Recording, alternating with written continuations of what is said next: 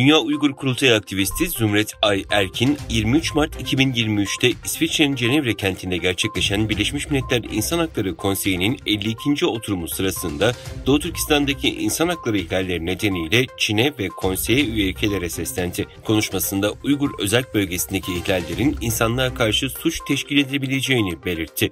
Birleşmiş Milletler İnsan Hakları Konseyi'nin bağımsız değerlendirmesinden bu yana bir dizi Birleşmiş Milletler raporu yayınlandığına vurgu yapan Zümret Ay, Uluslararası Çalışma Örgütü'nün kısa bir süre önce yayımladığı Uygurların zorla çalıştırılmasına ilişkin Uzmanlar Komitesi raporunu, Birleşmiş Milletler Özel Prosedür Yetkililerinin Şubat ayındaki raporunu ve Birleşmiş Milletler Ekonomik, Sosyal ve Kültürel Haklar Komitesi'nin geçen ay yayımladığı bölgedeki insan hakları ihlallerine dair birçok konuyu gündeme getiren nihai gözlemleri hatırlattı.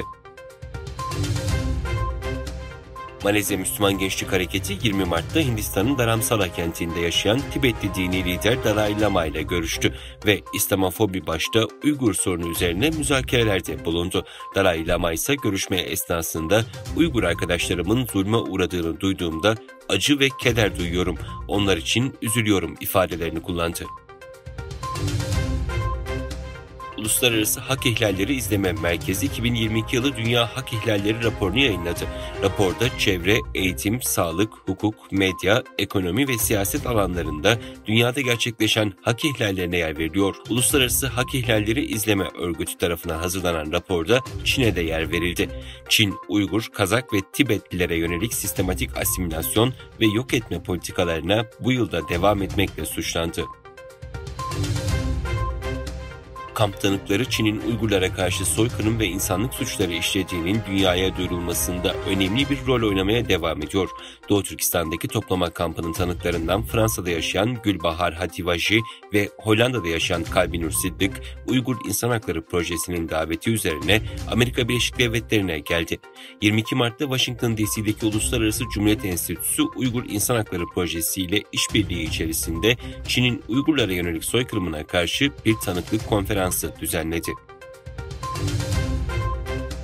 Çin'in başkenti ve dünyanın en büyük şehirlerinden biri olan Pekin'in nüfusu 19 yıl sonra ilk kez azaldı. Şehrin nüfusu 2021'de 21,88 milyonken 2022'de 21,84 milyona düşerek azaldı.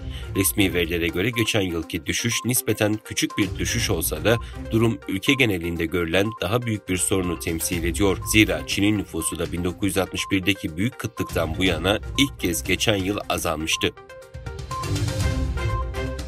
ABD donanmasına ait savaş gemisinin Çin'in Güney Çin Denizi'nde egemenlik iddiasında bulunduğu adaların yakınından geçmesi iki ülke arasında askeri gerilime yol açtı. Çin Halk Kurtuluş Ordusu Güney Cephesi Komutanlığı'ndan yapılan açıklamada ABD donanmasına ait güdümlü füze muhribi USS Madison, Çinlilerin Şişa olarak adlandırdığı Spratly adaları yakınında karasularına izinsiz olarak girdiği bildirildi.